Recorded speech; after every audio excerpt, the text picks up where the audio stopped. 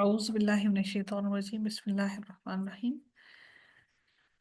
رکن نمبر 18 کا آغاز ہوتا ہے آیت نمبر 32 سے۔ اللہ تعالیٰ ارشاد فرماتے ہیں قالت یا ایھا الملأ افتونی فی امری ما کنت قاطعۃ امرا حتی تشہدون۔ اللہ تعالیٰ ارشاد فرماتے ہیں کہ اس نے کہا، کس نے کہا؟ قالت۔ پھر بات ہو رہی ہے، قالت ہے تو مؤنث کا صیغہ ہے، تو اب بات وہی ہو رہی ہے، یعنی کہ ملکہ سبا نے کہا کہ اس نے کہا اے میرے سردارو افتونی، تم میرے اس معاملے میں مجھے مشورہ دو۔ افتونی فی امری، اس معاملے میں، اس بات کے بارے میں مجھے مشورہ دو۔ میں کسی امر کا قطعی طور پر فیصلہ اس وقت تک نہیں کرتی جب تک تمہاری موجودگی اور رائے نہ ہو۔ میں اس وقت تک فیصلہ نہیں کرتی۔ ما کنتو، میں نہیں کرتی، قاطعۃ امرا، کسی معاملے کا کوئی فیصلہ، حتی تشہدون، کہ جب تک کہ تم حاضر نہ ہو، یعنی کہ جب تک تم سے مشورہ نہ کر لوں۔ مشورے کی اتنی اہمیت ہے، دیکھیے اتنی بڑی ملکہ، اور اس نے بھی مشورے کو لازم سمجھا۔ ہم لوگ کیا کرتے ہیں آج کہ ہم کوئی معاملہ، کوئی کام کرنے لگتے ہیں تو اس کے معاملے میں ہم سمجھتے ہیں کہ ہم نے کوئی بھی کام کرنا ہو تو ہم بس استخارہ کر لیں، وہ کافی ہے۔ لیکن ایک بات یاد رکھیے کہ مشورہ کرنا واجب ہے، مشورہ کرنا لازم ہے۔ آج چونکہ ہماری معاشرے کے اندر سے اور ہماری عزیز و اقارب میں سے ہمیں کسی پر بھروسہ نہیں رہا، ہم اگر رشتوں کے معاملات ہوتے ہیں، کچھ بھی معاملہ ہوتا ہے، تو ہم اپنے بہن بھائیوں سے، بچوں کے چچا تایا پھوپھیوں سے مشورہ نہیں کرتے، بلکہ ہم ان چیزوں کو پرائیویسی سمجھتے ہیں۔ یہی وجہ ہے کہ اب ہم جب اپنے رشتے ناطے کرتے ہیں تو ہم کسی سے مشورہ کیے بنا ہی بچوں کے رشتے تعلق قائم کر دیتے ہیں اور رشتے طے کر دیتے ہیں، جس کا ہمیں کافی خمیازہ بھگتنا پڑتا ہے۔ ہم دیکھتے ہیں کہ بادشاہوں نے بھی اپنے معاملات میں اپنے ساتھ لوگوں سے مشورہ کیا، تو ہم جانتے ہیں کہ جس طرح سے استخارہ کرنا سنت ہے اور مشورہ کرنا واجب ہے، اور جس سے مشورہ کیا جا رہا ہو اس پر واجب ہے، لازم ہے اس پر کہ وہ ہمیشہ اچھا مشورہ دے۔ اب یہاں پر بات، اس کی ملکہ نے کہا کہ میں اس وقت تک، جب تک کہ تم سے مشورہ نہ کر لوں، تمہیں اپنے ساتھ حاضر نہ پاؤں کسی معاملے میں، اس وقت تک میں کوئی فیصلہ نہیں کرتی۔ قالوا، انہوں نے کیا کہا؟ نحن اولو قوت و اولو بأس شدید والامر الیک فانظری ماذا تأمرین۔ سرداروں نے کیا کہا؟ سرداروں نے کہا کہ ان سب نے جواب دیا کہ ہم طاقت اور قوت والے، سخت لڑنے پھرنے والے ہیں، طاقت والے تھے، شدید سخت لڑنے والے تھے، یعنی پاپولر تھے۔ ہم آپ کی حکم کو بجا لائیں گے، یعنی کہ ان کے پاس قوت بھی تھی، اسلحہ بھی تھا۔ اور انہوں نے کہا کہ ہمیں جھکنے اور دبنے کی ضرورت نہیں، اگر آپ چاہتے ہیں ہم سخت طاقت والے بھی ہیں اور لڑنے پھرنے والے بھی ہیں۔ انہوں نے پھر آگے سے اپنی عاجزی کا اور اپنے فیصلے کا اختیار جو ہے اپنے ملکہ کو دیا۔ والامر الیکی، الیکی مونس کی بات کی جا رہی ہے، لیکن معاملے کا فیصلہ آپ کی طرف ہی ہے۔ فانظری ماذا تأمرین، آگے آپ کو اختیار ہے کہ آپ خود ہی سوچ لیجئے کہ ہمیں آپ کیا حکم فرماتی ہیں، جو آپ حکم کریں گے ہم اس کی تأمرین، ہم اس کی تعمیل کریں گے۔ قالت، اب ملکہ کی بات کر رہی ہیں۔ قالت، ملکہ کہنے لگی، ان الملوک اذا دخلوا قریة افسدوها وجعلوا عزت اہلها اذلہ۔ ملکہ نے کیا کہا کہ بادشاہ جب کسی بستی میں گھستے ہیں، جب بھی بادشاہ کہیں پر فتح کرنے کے لیے گھستے ہیں تو اسے اجاڑ دیتے ہیں۔ اذا دخلوا قریة، افسدوها، اس میں فساد کرتے ہیں، اس بستی میں، ہاں قریتن بستی کی طرف ہو رہا ہے، وجعلوا عزت اہلها اذلہ، اور وہ کیا کرتے ہیں، وہ اس علاقے کے باعزت لوگوں کو ذلیل اور رسوا کر دیتے ہیں، قتل و غارت کرتے ہیں، قیدی بنا لیتے ہیں۔ وَكَذَلِكَ وَكَذَلِكَ يَفْعَلُونَ، تو آگے سے ملکہ نے کیا کہا کہ مجھے تو میرے، اور یہ لوگ بھی ایسا ہی کریں گے۔ ملکہ نے اپنا ایک وہ بیان کیا، تاثر بیان کیا کہ اس کے کہ مجھے لگتا ہے یہ لوگ بھی ایسے ہی کریں گے۔ بعض مفسرین کے نزدیک یہ اللہ کا قول ہے جو ملکہ سبا کی تائید میں ہے، اور بعض کے نزدیک یہ بلقیس ہی کا کلام ہے، اور اس نے یہ بات جو ہے وہ کہی تھی، اور سیاق و سباق کے حساب سے یہی زیادہ قریب لگتا ہے کہ ملکہ نے یہ بات کہی تھی۔ وَإِنِّي مُرْسِلَةٌ إِلَيْهِمْ بِهَدِيَّةٍ فَنَاظِرَةٌ بِمَا يَرْجِعُ الْمُرْسَلُونَ۔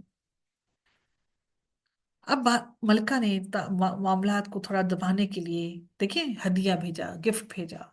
ہدیہ کہتے ہیں گفٹ کو۔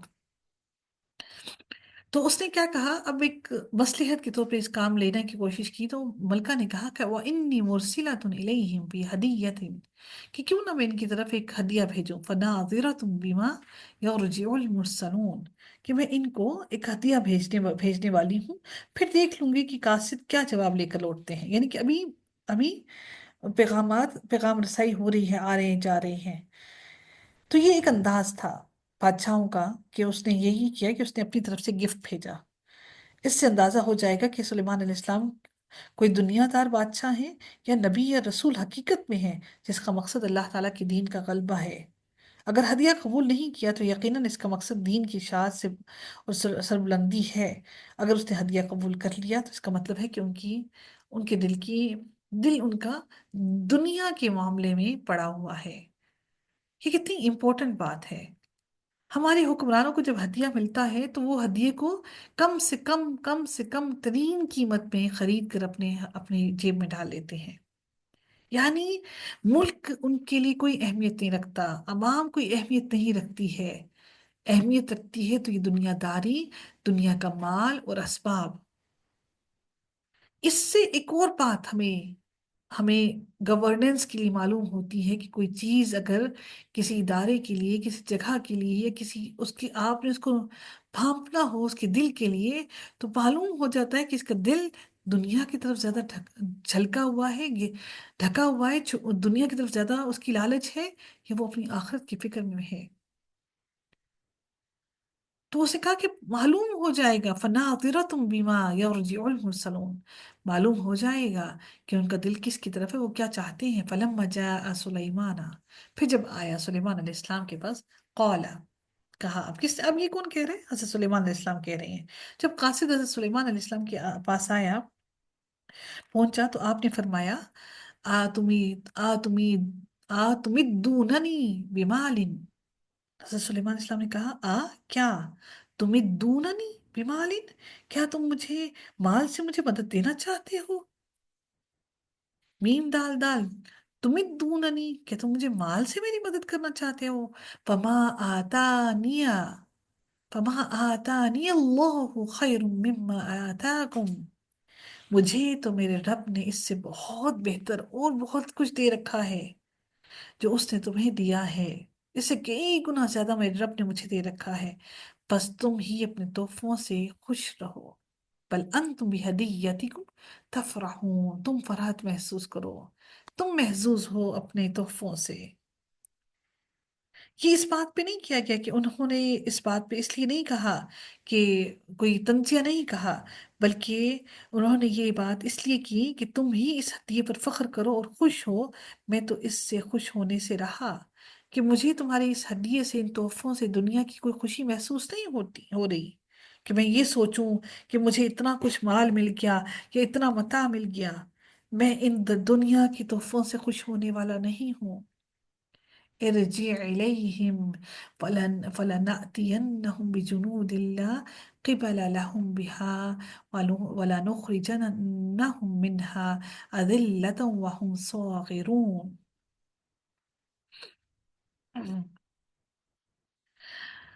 ارجع، جا ان کے پاس، ان کی طرف واپس لوٹ جا، الیہم، ان کی طرف واپس لوٹ جا، فلنأتینہم بجنود، ہم ان کے مقابلے پر وہ لشکر لائیں گے جن کے سامنے پڑنے کی ان میں طاقت نہیں ہوگی۔ بجنود، ایسا لشکر لائیں گے، لا قبل لہم بہا، کہ اس کے سامنے ان کو کھڑے ہونے کی طاقت نہیں ہوگی۔ وَلَنُخْرِجَنَّهُم مِّنْهَا أَذِلَّةً وَهُمْ صَاغِرُونَ، اور ان میں طاقت نہیں ہوگی اور ہم انہیں ذلیل اور پست کر کے وہاں سے نکال باہر کریں گے۔ کیوں وہ یہ بات کہی حضرت سلیمان علیہ السلام نے؟ حضرت سلیمان علیہ السلام صرف بادشاہ ہی نہیں تھے بلکہ اللہ تعالیٰ کے پیغمبر بھی تھے، اس لیے ان کی طرف سے تو لوگوں کو ذلیل و خوار کیا جانا ممکن نہیں تھا، لیکن جنگ اور قتال کا نتیجہ یہی ہوتا ہے، کیونکہ جب بھی جنگ مسلط ہوتی ہے تو خون ریزی ہوتی ہے، اور ذلت اور خواری سے بھی مراد، ذلت اور خواری سے بھی مراد یہ ہے کہ آپ اس علاقے میں جہاں پر رہتے ہیں وہاں کے رہنے والے پھر وہ اپنا علاقہ چھوڑ کر جانے پر مجبور ہو جاتے ہیں، تو جو جو ان کے پاس مال ہے وہ سب ضائع ہو جاتا ہے، ختم ہو جاتا ہے۔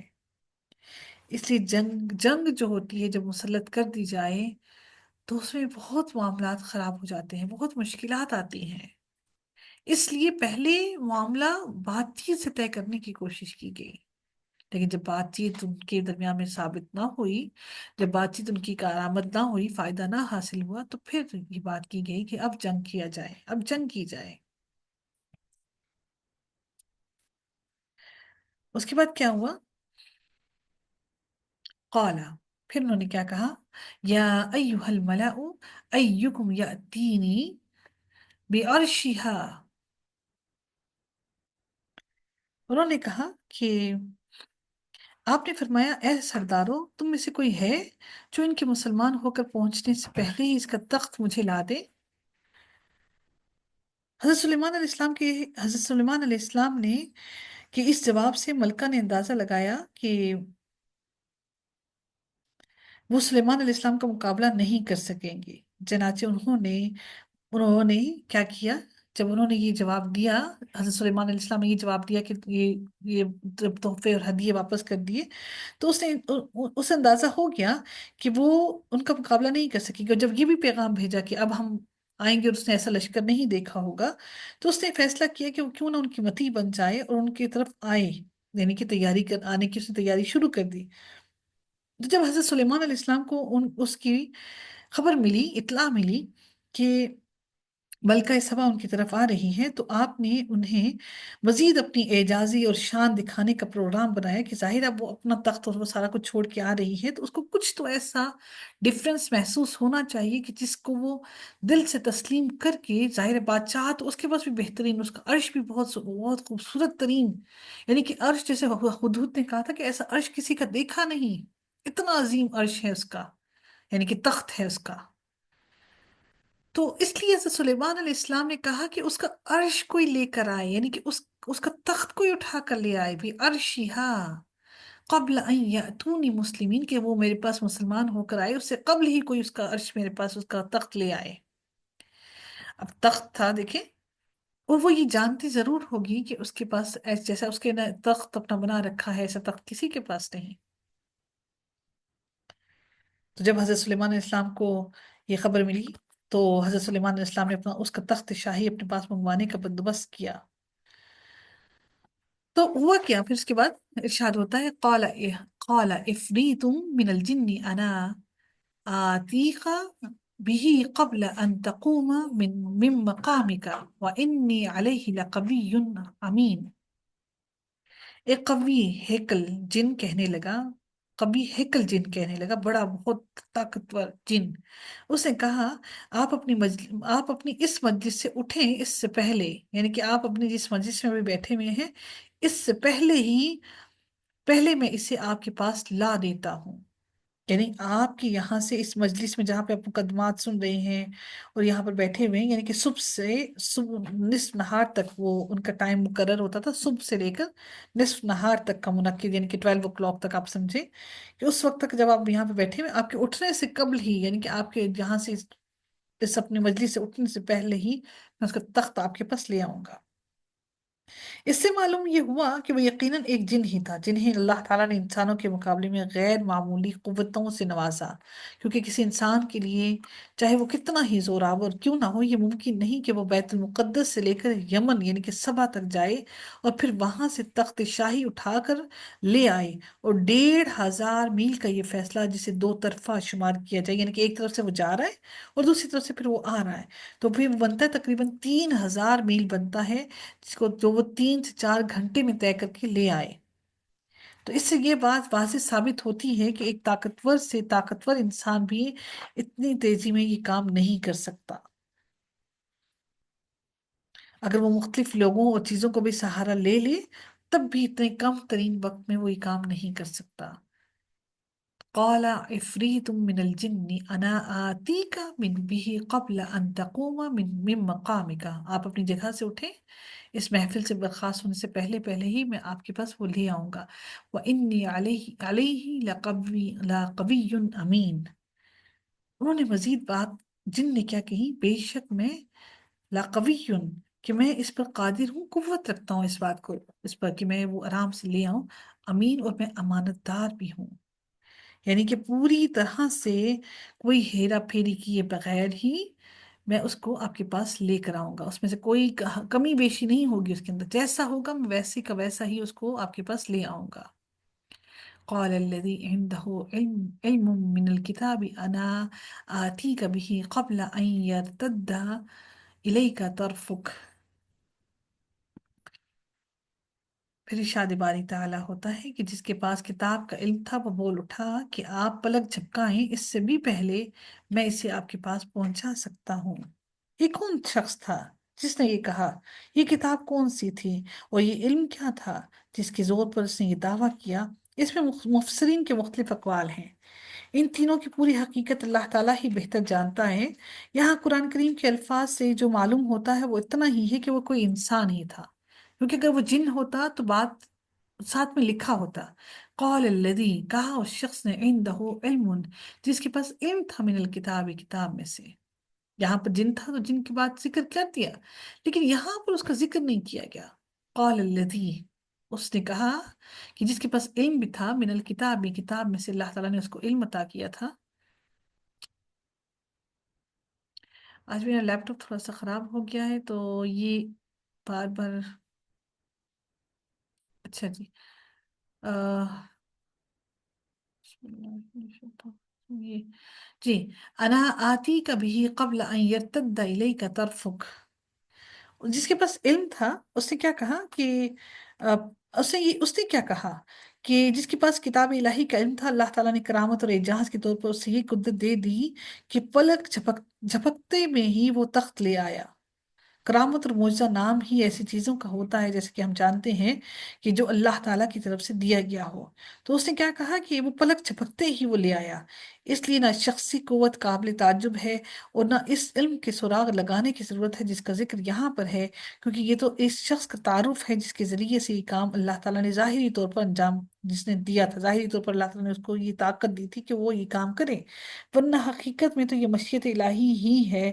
جو اللہ تعالیٰ نے یہاں پر جتنا ذکر کیا اتنا ہی کافی ہے، صرف یہ سمجھ لینا ہمارے لیے کافی ہے کہ وہ پلک جھپکتے ہی وہ تخت پورا کا پورا وہاں پر آ گیا، یعنی کہ اس نے کہا کہ آپ پلک جھپکائیں گے ہی، آپ کے پلک جھپکتے ہی وہ تخت آپ کے پاس موجود ہوگا۔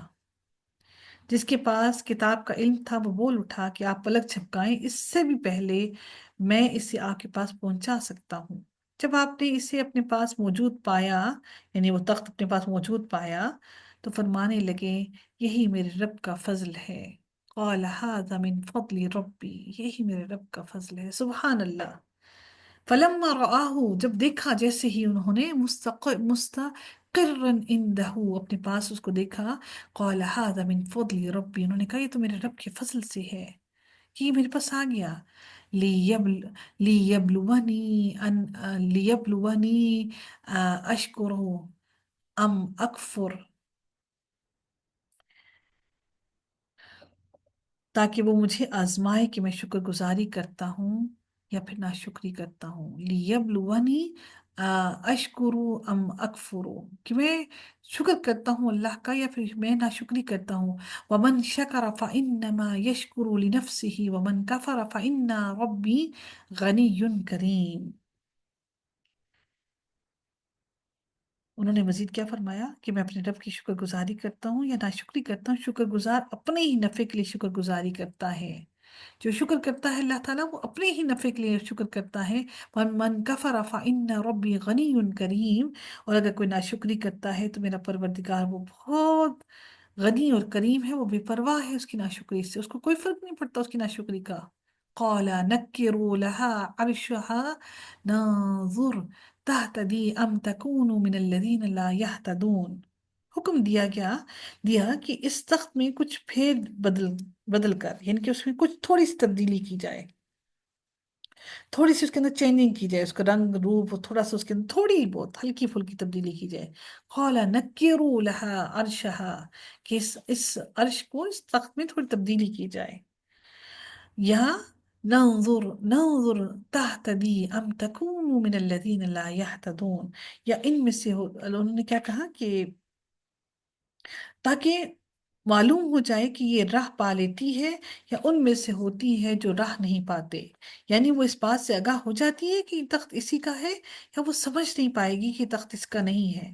اس کا دوسرا مطلب یہ بھی ہے کہ وہ راہ ہدایت پاتی ہے یا نہیں، یعنی اتنا بڑا معجزہ دیکھ کر بھی اس پر راہ ہدایت واضح ہوتی ہے یا نہیں، یعنی ابھی وہ اپنے علاقے سے نکلی ہے اور اس کے یہاں تک پہنچتے پہنچتے یہاں پر تخت آ بھی گیا، اور تخت آتے ساتھ اس میں تبدیلی بھی یکدم آ گئی، تو اس کو یہ سمجھ آتی ہے یا نہیں آتی کہ یہ کوئی ڈیفینیٹلی کوئی معجزہ، کوئی کرام، کوئی انسان کا کام اس طرح سے نہیں ہوگا جب تک کہ اللہ تعالیٰ کی مدد شامل نہ ہو، کہ کیونکہ اس کے محل کے اندر وہاں پر ظاہر ہے اس کی جو سردار تھے وہ وہاں موجود تھے، کہ سیکنڈز کے اندر چیز غائب ہو کر سیکنڈز میں وہاں تک کیسے پہنچ گئی، یعنی وہ وہاں سے نکل چکی تھی حضرت سلیمان علیہ السلام تک پہنچنے کے لیے، آنے کے لیے۔ ڈیفینیٹلی اب ٹائم کا بھی معلوم ہوگا کہ وہ وہاں پر اس ٹائم پہ پہنچی ہے، اور جب وہاں سے تخت غائب ہوا تو وہ بھی ٹائم پیریڈ معلوم ہوگا کہ کتنے ٹائم میں وہ تخت غائب ہوا، کتنے ٹائم میں وہاں پر پہنچا۔ فلما جاءت قیل هكذا عرشکی، دیکھیے پھر مونس کی طرف بات کی جا رہی ہے، پھر جب وہ آ گئی تو اس سے کہا، اس سے پوچھا گیا کہ ایسا ہی تیرا بھی تخت ہے؟ هكذا عرشکی، کیا تیرا بھی یہ ایسا تخت ہے؟ کیا هكذا عرشکی، کہ تیرا بھی تخت ایسا ہے؟ قالت، عورت کہنے لگی، کأنہ ہوا، اس نے کیا کہا؟ اس نے جواب دیا کہ گویا وہی ہے، یعنی وہ اتنی عقل مند اور سمجھدار تھی، اس نے کہا کأنہ ہوا، کہ گویا کہ یہ وہی ہے، وَأُوتِينَ الْعِلْمَ مِنْ قَبْلِهَا وَكُنَّا مُسْلِمِينَ، ہمیں اس سے پہلے ہی علم دیا گیا تھا اور ہم مسلمان تھے۔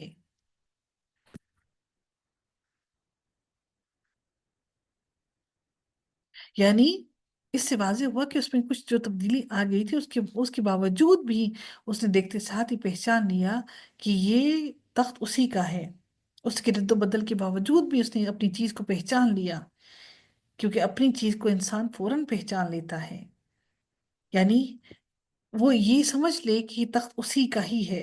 یا اب اس کے بعد جب یہ کہا گیا کہ ہمیں اس سے پہلے ہی علم دیا گیا تھا اور ہم مسلمان تھے، یعنی یہاں آنے سے قبل ہی ہم سمجھ گئے تھے کہ آپ اللہ کے نبی ہیں اور ہم آپ کی امتی بن کر یہاں پر آئے ہیں، لیکن امام ابن کثیر نے اسے حضرت سلیمان علیہ السلام کا قول قرار دیا کہ ہمیں پہلے ہی یہ علم دے دیا گیا تھا کہ ملکہ سبا تابع فرمان ہو کر حاضر خدمت ہوگی، وَكُنَّا من قبلها وَكُنَّا مسلمین، یعنی کہ حضرت سلیمان علیہ السلام کا ابن کثیر کہتے ہیں کہ یہ حضرت سلیمان علیہ السلام نے کہا وَأُوتِينَ الْعِلْمَ مِنْ قَبْلِهَا، کہ ہمیں علم دے دیا گیا تھا، وَكُنَّا مسلمین، کہ آپ فرما بردار ہو کر ایمان لے کر مسلمان ہو کر ہمارے پاس آئیں گی، یعنی کہ دل میں آپ کے ایمان آ چکا ہوگا۔ وَصَدَّهَا مَا كَانَتْ تَعْبُدُ مِن دُونِ اللَّهِ، اسے انہوں نے روک رکھا تھا جن کی وہ اللہ کے سوا پرستش کرتی رہی تھی، یقیناً وہ کافر لوگوں میں سے تھی۔ یہ اللہ تعالیٰ کا قول ہے، وَصَدَّهَا کا فائل جو ہے وہ کیا ہے؟ مَا كَانَتْ تَعْبُدُ ہے، یعنی اسے اللہ کی عبادت، اس کا جو صدّہا کا فائل کیا ہے؟ مکانت تعبدو ہے اس کا، اور یعنی اسے اللہ کی عبادت سے جس چیز نے روک رکھا تھا وہ غیر اللہ کی عبادت کی تھی، اور اس کی وجہ یہ تھی کہ اس کا تعلق ایک کافر قوم سے تھا، اس لیے توحید کی حقیقت سے یہ باخبر رہی۔ بعض نے صدّہا کا فائل اللہ کو اور بعض نے سلیمان علیہ السلام کو قرار دیا ہے، یعنی اللہ نے یا اللہ کے حکم سے سلیمان علیہ السلام نے اسے غیر اللہ کی عبادت سے روک دیا، لیکن پہلا قول ہی زیادہ درست معلوم ہوتا ہے، وہ کیا ہے کہ وَصَدَّهَا کا فائل مَا كَانَتْ تَعْبُدُ ہے، یعنی اسے اللہ کی عبادت سے جس چیز نے روک رکھا تھا وہ غیر اللہ کی عبادت تھی، یعنی کہ غیر اللہ کی عبادت کر رہی تھی، اس وجہ سے وہ اللہ کی عبادت نہیں کر رہی تھی۔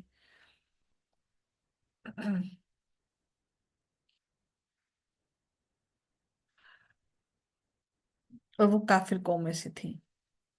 قیل لها ادخلی الصرح فلما رأته حسبته لجة وكشفت عن ساقيها. اس سے کہا گیا کہ محل میں چلی جاؤ، جسے دیکھ کر یہ سمجھ کر کہ وہ جب محل کے اندر آئی، لجتوں وکشفت عن ساقیہا، جب وہ محل کے اندر سے کہا گیا کہ چلی چلو، جسے دیکھ کر یہ سمجھ کر کہ یہ حوض ہے، یعنی کہ پانی کا حوض ہے، اس نے اپنی پنڈلیاں کھول دیں، یعنی کہ پنڈلیاں اس نے اپنے جو پانچے تھے وہ اوپر چڑھا لی، پنڈلیاں کھول دی سے مراد یہ ہے. ٹھیک ہے. یہ محل در حقیقت شیشے کا بنا ہوا تھا، جس کا صحن اور فرش بھی شیشے کا تھا. لجتن جو ہے وہ کہا جاتا ہے، لجتن گہرے پانی یا حوض کو کہتے ہیں. حضرت سلیمان علیہ السلام نے اپنی نبوت کے جازی مظاہر دکھانے کے بعد مناسب سمجھا کہ اسے اپنی اس دنیاوی شان و شوکت کی بھی ایک جھلک دکھلا دی جائے، جس میں اللہ تعالیٰ نے انہیں تاریخ انسانیت میں بالکل ممتاز اور الگ کیا. چنانچہ اس محل میں داخل ہونے کا حکم دیا گیا. اسے کہا گیا کہ تم میرے محل کے اندر اب داخل ہو جاؤ. جب وہ داخل ہونے لگی تو اس نے اپنے پانچے اوپر چڑھا لیے اور شیشے کا فرش اسے پانی معلوم ہوا، جس سے اپنے کپڑوں کو بچانے کے لیے اس نے کپڑے سمیٹ لیے. دیکھیں یہ دنیا کا تخت ہے اور وہ شیشے کا تخت ہے. ان کو ایسے لگا جیسے پانی کے اندر وہ پاؤں رکھنے لگی ہے. تو سبحان اللہ، جنت میں تو ہماری زمین ایسی ہی ہوگی جس کے نیچے سے نہریں بہتی ہوئی نظر آئیں گی. سبحان اللہ. اس کی ایک مثال اللہ تعالیٰ نے یہاں پر بیان فرمایا یہ تو شیشے سے منڈھی ہوئی عمارت ہے، یعنی کہ شیشے سے بنی ہوئی ایک عمارت ہے. کہنے لگی، کون کہنے لگی؟ قالت ربی انی ظلمت نفسی. فوراً ہی کہنے لگی، ملکہ سبا کہنے لگی، قالت ربی انی ظلمت نفسی، میرے پروردگار میں نے اپنے آپ پر ظلم کیا، میں نے اپنی ذات پر ظلم کیا. وَأَسْلَمْتُ مَعَهَا، اور میں نے سپرد کیا، میں نے فرما بردار کیا، مطیع کیا خود کو، مع سلیمان علیہ السلام کے ساتھ.